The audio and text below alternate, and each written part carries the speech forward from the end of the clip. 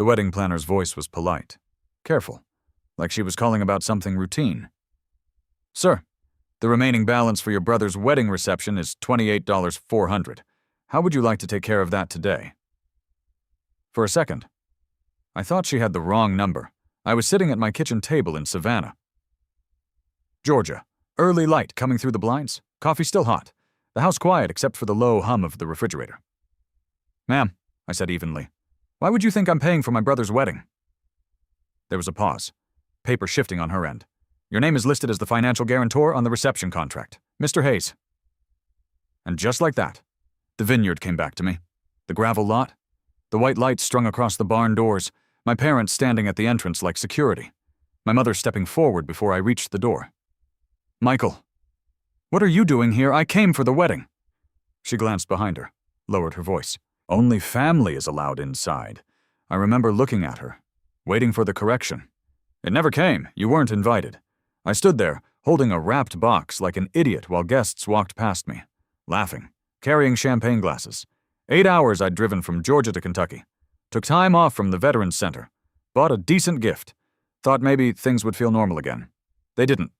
And now, 3 days later, a stranger was calmly telling me I owed $28,400 for a reception I wasn't allowed to attend.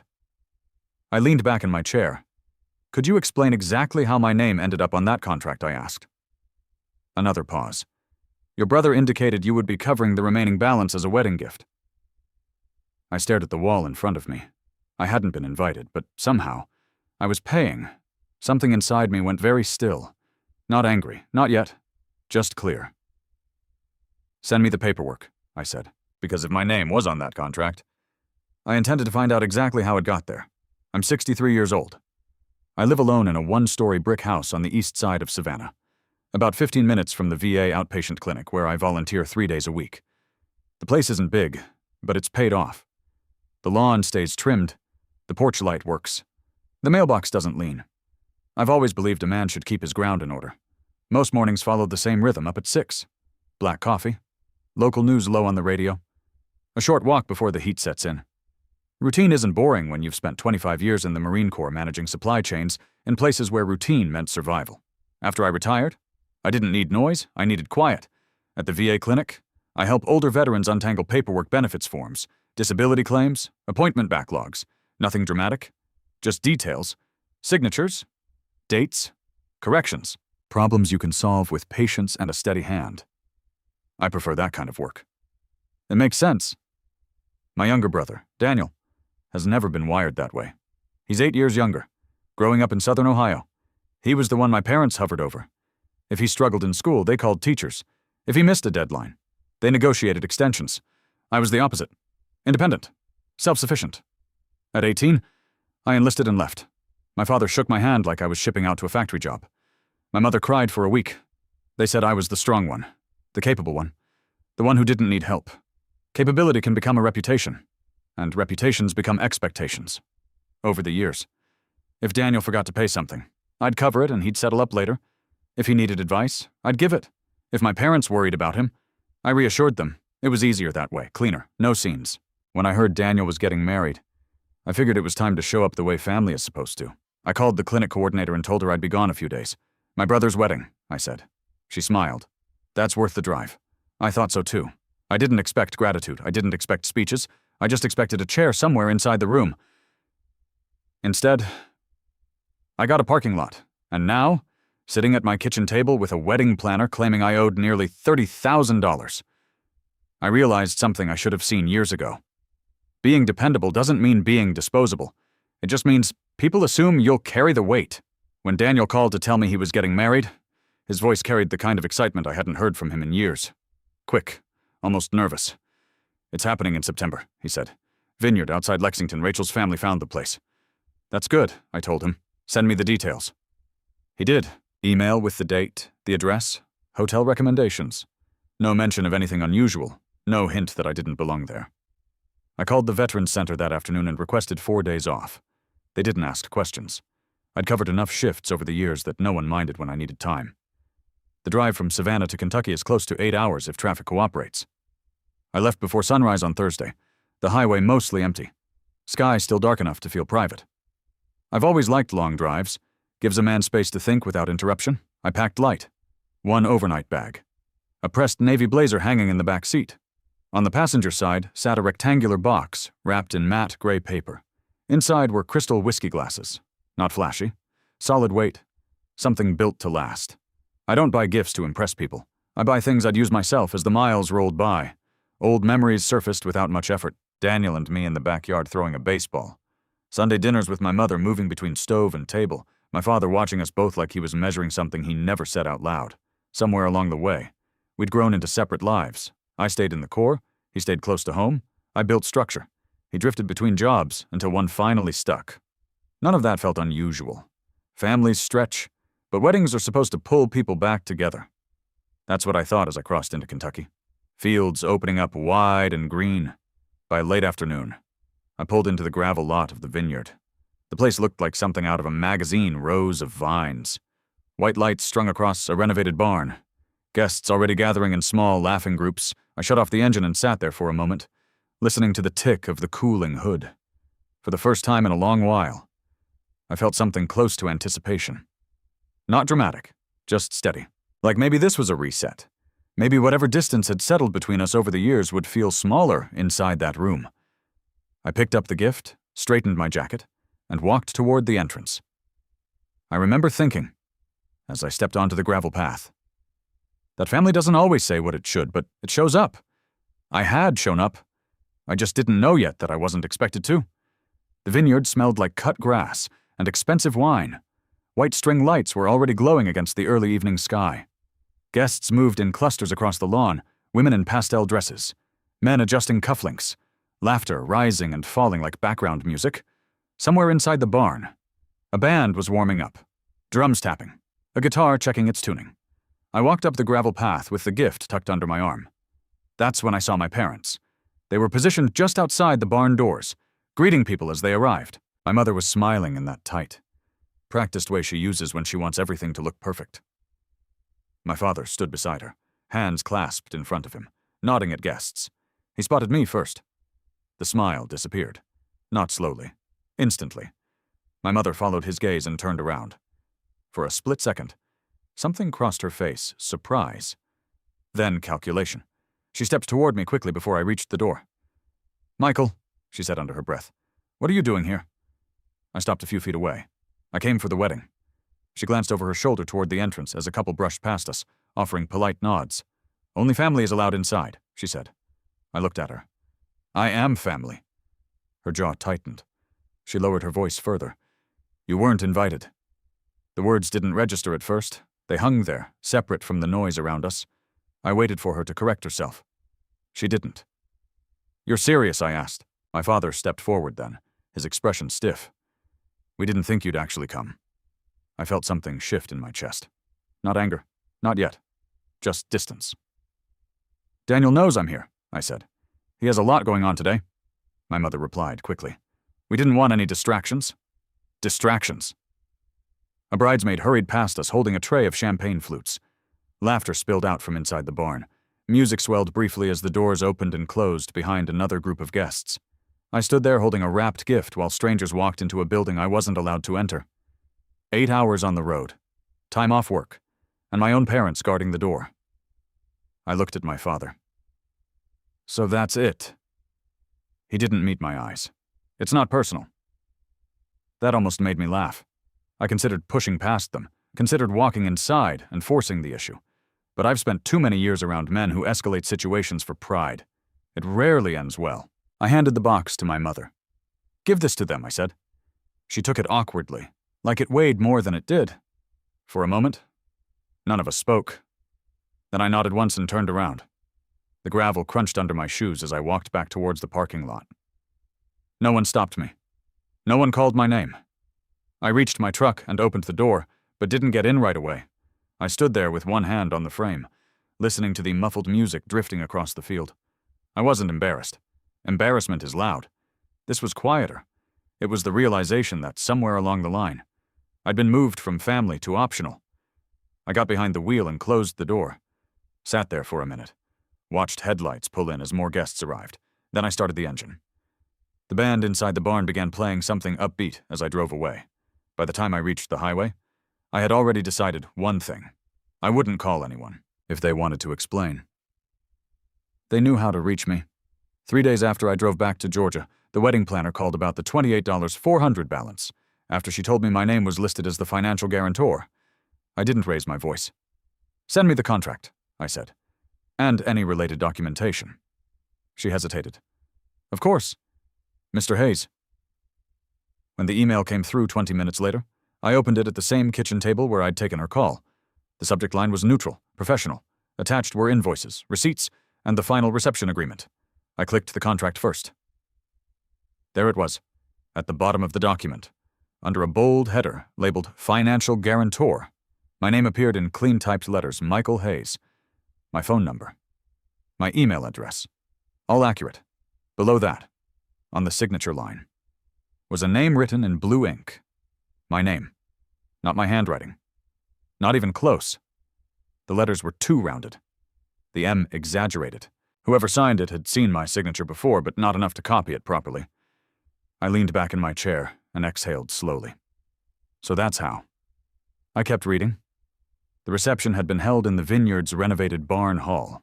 Dinner for 142 guests. Open bar, live band, late-night dessert station.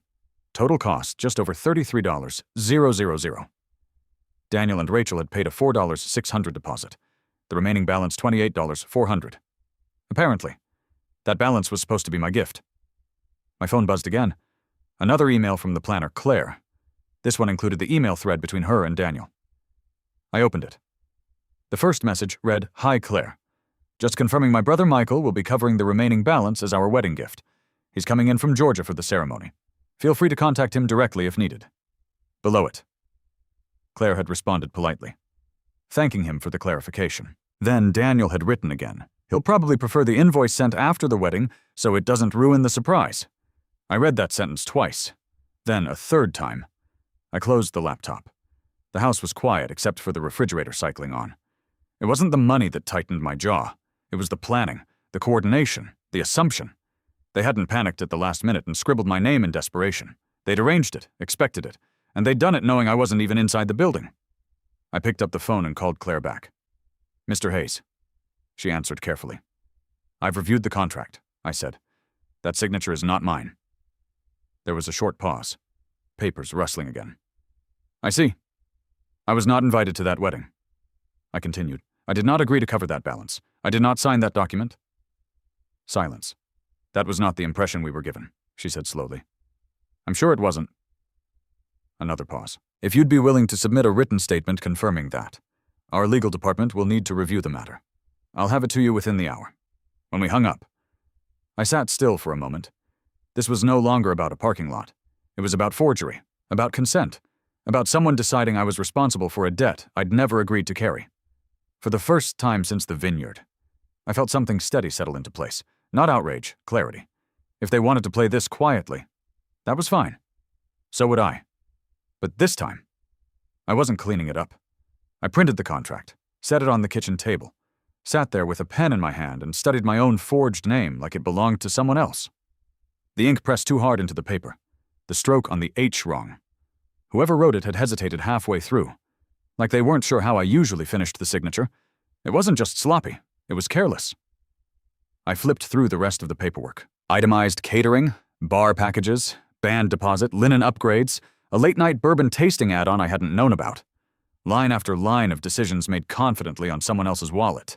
The deposit had been paid weeks earlier. The contract finalized days before the wedding. My name typed cleanly beneath a section labeled Financial Guarantor, like it had always belonged there. I leaned back and rubbed my jaw. It wasn't the first time Daniel had assumed I'd handle something. When we were kids and he broke a window playing baseball, I was the one who explained it to Dad. When he missed a rent payment in his 20s, I wired him money before he even asked directly, when he bounced between jobs. I floated him until the next paycheck came through. Our parents called it responsibility. I'm starting to think it was conditioning. You solve problems long enough. People stop asking whether they're yours. They just assign them. I picked up the email thread again and reread Daniel's line. He'll probably prefer the invoice sent after the wedding so it doesn't ruin the surprise. There was something almost casual about it, like he was scheduling a delivery. Not even anger in the words, just certainty. He hadn't been worried I'd refuse. He'd been worried I'd find out too soon. That told me more than the forged signature ever could.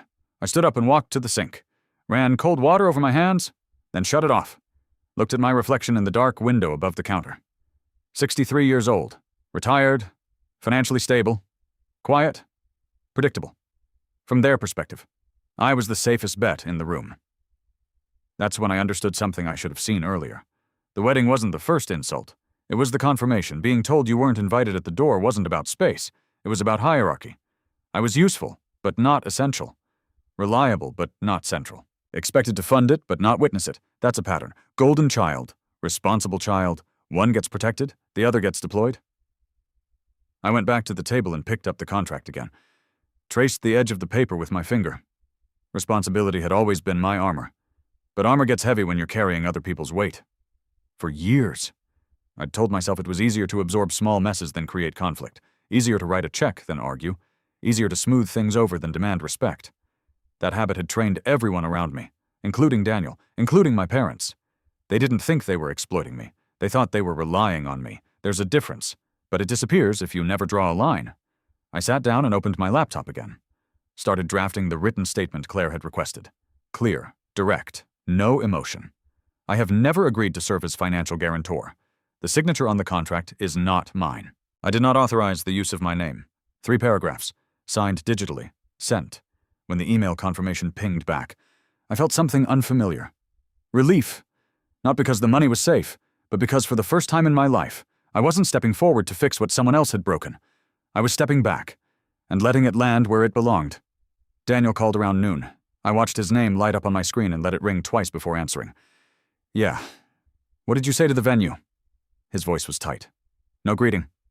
I told them I didn't sign that contract. A sharp exhale. They're saying you refused to pay. I refused responsibility for something I never agreed to. There was a pause. Then irritation pushing through. You were supposed to help out, with what I asked evenly, with the reception. You know how expensive weddings are. You told them I'd pay $28,400, I said.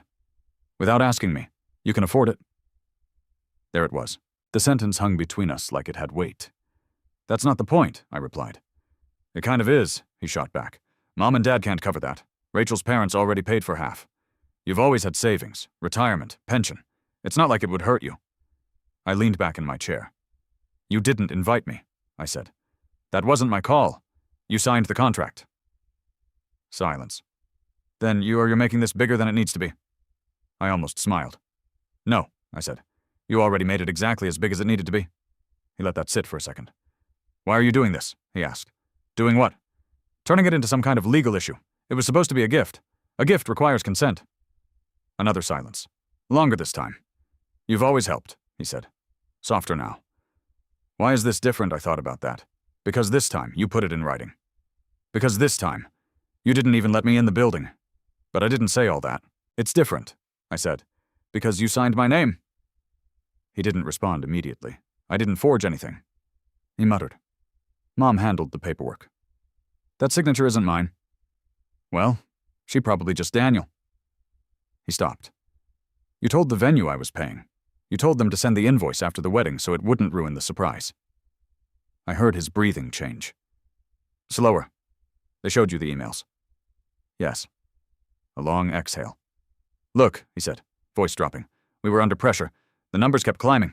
Mom said you'd covered the difference and we'd work it out later. Work what out, we'd figure it out. By doing what I asked. Asking me after the fact. Silence again. He shifted tactics. You're really going to let this bury us in debt? You buried yourself, I said calmly. That's cold. No, I replied. It's accurate. Another pause. I can't believe you're doing this over an invitation, he snapped. You're holding a grudge. This isn't about a grudge. Then what is it about respect? The word landed harder than I expected. He didn't interrupt. You didn't think I'd come? I continued. You didn't think I'd question it. You didn't think I'd say no. That's not fair. It's exactly fair. For several seconds, neither of us spoke. Then his voice shifted again. Lower this time. You really would have paid, wouldn't you? The question surprised me. I considered it honestly. Yes, I said, if you had asked. That answer changed the temperature of the call. He didn't argue, didn't deflect. Mom said you caused a scene. He added quietly. I handed her a gift and left. Another long silence. Things got out of hand. He admitted. They did. I didn't think you'd... He stopped. Show up, I finished. Yeah. There it was again. The assumption. I always show up, I said. He swallowed audibly. So what happens now, he asked. You figure it out. I don't have $28,400. I know. So what am I supposed to do the same thing adults do when they sign contracts? I replied. You pay them. The line went quiet. Then, after several seconds, did we really hurt you that badly? That one took longer to answer. I looked out the window at the oak tree in my yard. Leaves barely moving in the breeze. Yes, I said. No anger, no volume. Just truth. He didn't argue this time. And when the call ended, I realized something had shifted. For the first time in our lives. Daniel understood I wasn't stepping in. Not this time. The responsibility was staying exactly where it belonged. Claire called the next morning. Her tone had changed. Less cautious, more procedural. Mr. Hayes, our legal department reviewed the documentation along with your written statement. I had already poured my coffee and taken my usual seat at the kitchen table. I figured they would, I said. There are inconsistencies with the guarantor signature. She continued. It does not appear to match the signature on file from previous correspondence. It wouldn't, I replied. A brief pause. Because of that, she said carefully, the venue cannot legally enforce financial responsibility against you. I nodded, even though she couldn't see it. That makes sense, however, she added. The contract remains binding for the primary clients who executed it. Daniel and Rachel, yes. Sir, there was something steady about hearing it stated that plainly. No emotion, no family dynamics, just facts. The balance has been reassigned to them, she continued. They've been notified. I'm sure they have. A soft exhale on her end. I'll be candid with you. This is not a common situation, I imagine not. She hesitated before speaking again. For what it's worth, you handled this with remarkable composure. I glanced at the stack of printed documents still sitting on the table. I've had practice, I said. We went over a few final details, confirmation of my written statement, acknowledgement that my name would be removed from all billing records, and documentation reflecting that the guarantor designation had been invalidated. Your file has been updated, she said. You will not receive further invoices regarding this event. Thank you. There was a small pause. If you don't mind me asking, she added quietly. Were you truly not invited? I looked out the window at my driveway. That's correct. I'm sorry, she said. The apology came from a stranger, and somehow it carried more weight than anything I'd heard from my own family after we ended the call. I closed my laptop and sat there for a minute. It wasn't victory, it wasn't revenge, it was correction. Something misfiled had been put back where it belonged.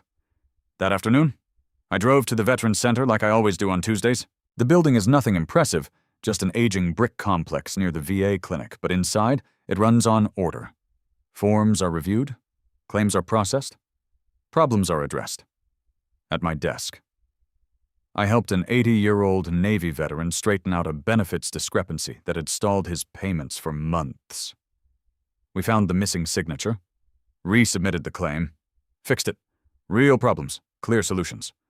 When I stepped outside later that evening, the air felt cooler, early fall moving in. My phone buzzed as I reached my truck.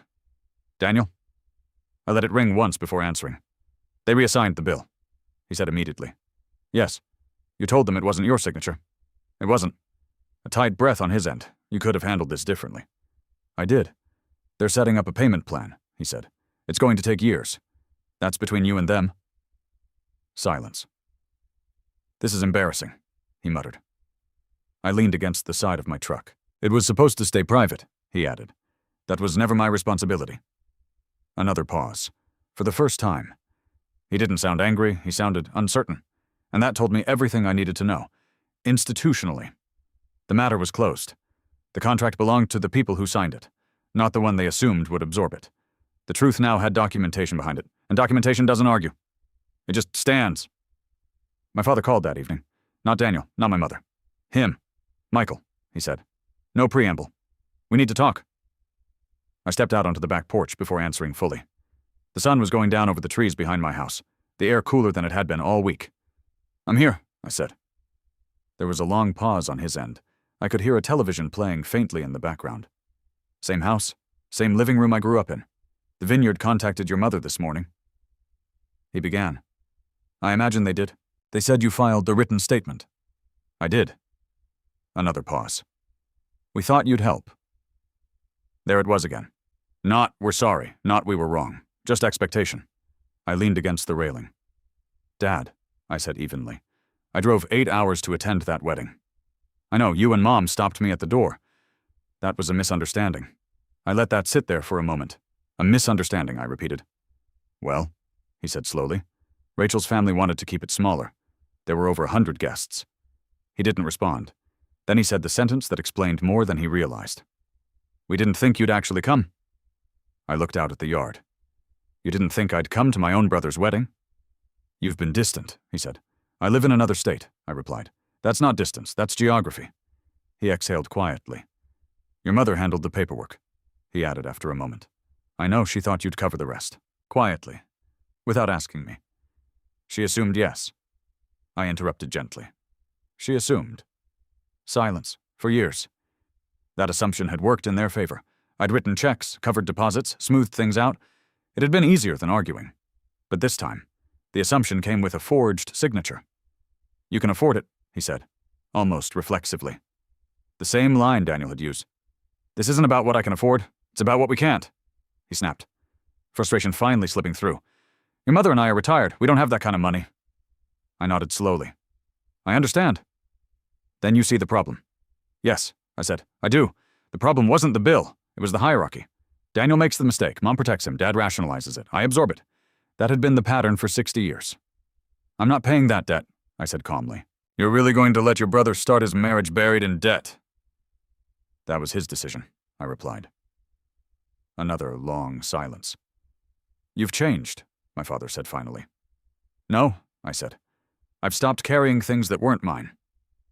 He didn't argue. After a moment, his voice softened. Your mother's very upset. I'm sure she is.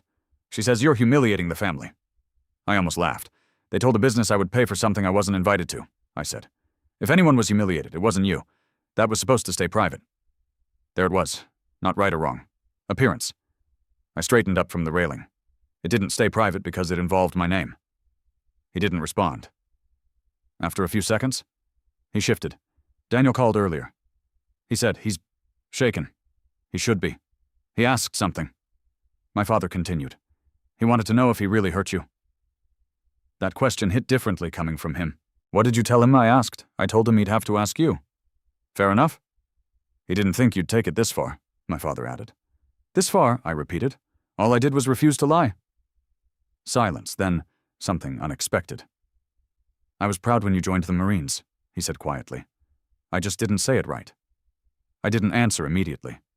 That's not what this is about, I said. No, he agreed. But maybe it's connected?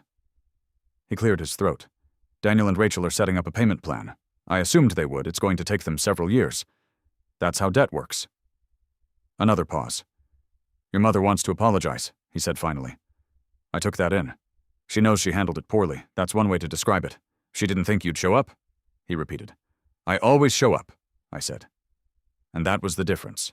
For years, they'd counted on that. Counted on my presence. Counted on my money. Counted on my silence. Would you consider coming for Thanksgiving? He asked after a moment. That surprised me. We're not pretending this didn't happen, I said. I wouldn't expect that. I looked out at the darkening yard. This was no longer about the bill. It was about whether they finally understood what the real damage had been. Dad, I said. The worst part wasn't the contract. What was it, the assumption that I'd accept being treated like that and still fix it? He didn't answer right away. When he finally did, his voice sounded older. I see that now. Maybe he did. Maybe he didn't. But for the first time, someone in that house had said something other than "you can't afford it." And that mattered. Because this was never about money. It was about whether I was family or just reliable. The next 2 weeks were quiet. No late-night arguments, no dramatic texts. Just space. At my age. Silence doesn't make me anxious. It usually means people are sitting with something they can't argue their way out of. I kept my routine. Morning walks before the Georgia heat climbed. Coffee at the same table. Tuesdays and Thursdays at the Veterans Center. Helping men twice my age sort out paperwork the government had tangled for them.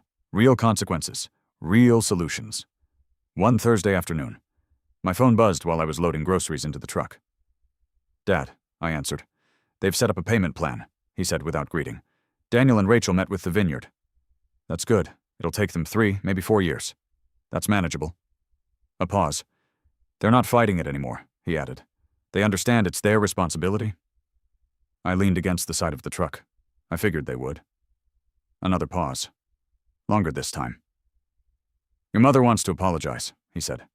I heard. She's been thinking about what you said. That's good too. She'd like you to come for Thanksgiving. I didn't answer right away. Thanksgiving had always been predictable. Turkey? Football? Conversations that avoided anything uncomfortable. This year would be different. If I come, I said slowly. It won't be to pretend none of this happened. I wouldn't expect that. And I'm not paying $1 of that bill. I know. He exhaled quietly. Daniel's embarrassed, he added. Embarrassment isn't fatal, I replied. It's educational. He chuckled softly. You always did talk like that. That comes with age. We were quiet for a moment. Then he said something unexpected. You handled this better than I would have. I let that settle.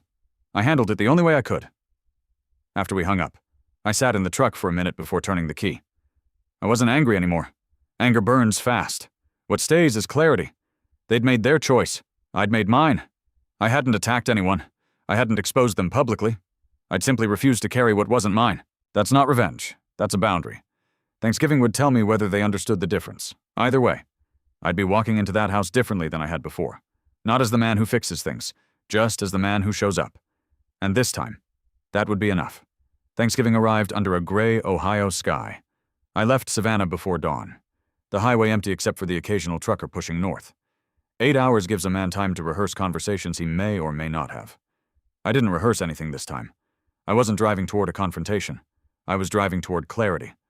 By late afternoon, I pulled into my parents' driveway. The house looked smaller than I remembered. Same siding, same maple tree in the front yard. Time shrinks things. My father opened the door before I knocked. We stood there for a second, measuring each other in the quiet.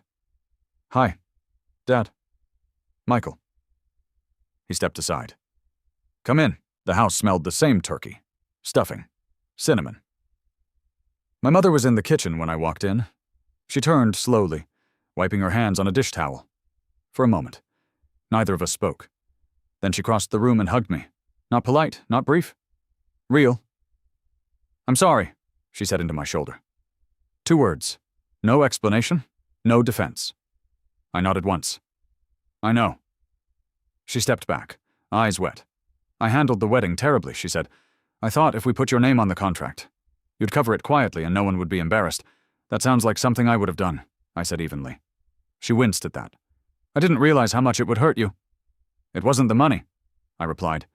It was being told I wasn't family. Her eyes dropped. That was wrong, she said. Behind her. Daniel entered the kitchen with Rachel beside him. He looked different. Not older, just less certain. Hey, he said. Hey. A quiet beat. I owe you an apology, he added. I shouldn't have put your name on that contract. I shouldn't have assumed. No, I agreed. Rachel stepped forward slightly. We're on a payment plan, she said. We're handling it. I heard. It's going to take time, Daniel admitted. That's fine. He studied my face. You're not angry. I was, I said. But anger doesn't fix paperwork. A faint, embarrassed smile crossed his face. We've had to sit down and really go over our finances, Rachel added. Spreadsheets, budget cuts, the whole thing. That's not a bad way to start a marriage, I said. Dinner was quieter than it used to be when we were younger. Fewer jokes, more eye contact. No one pretending the past few weeks hadn't happened. After the dishes were cleared and the house settled, my father and I sat in the living room. I always thought strength meant solving everyone else's problems, he said. A lot of people think that. He nodded slowly. Watching you these past weeks, I realized strength can also mean refusing to carry what isn't yours. I looked at him. That took you long enough, I said. He smiled faintly. I'm proud of you. Son? At 63. Those words still mattered more than I expected. Later that night, I stood in my old bedroom and looked out the window at the quiet street. The wedding, the contract, the phone calls. It had started as betrayal. It ended as correction. Respect matters more than money. Honesty matters more than appearance. And sometimes the strongest move a man can make isn't loud. It's standing his ground long enough for the truth to catch up. If this story reminds you of someone who had to learn that lesson the hard way, share it with them. And if you appreciate stories about family, accountability, and quiet strength, consider subscribing, because sometimes the calmest decisions leave the deepest mark. This story is inspired by real-life themes. Names and certain details have been adapted for privacy.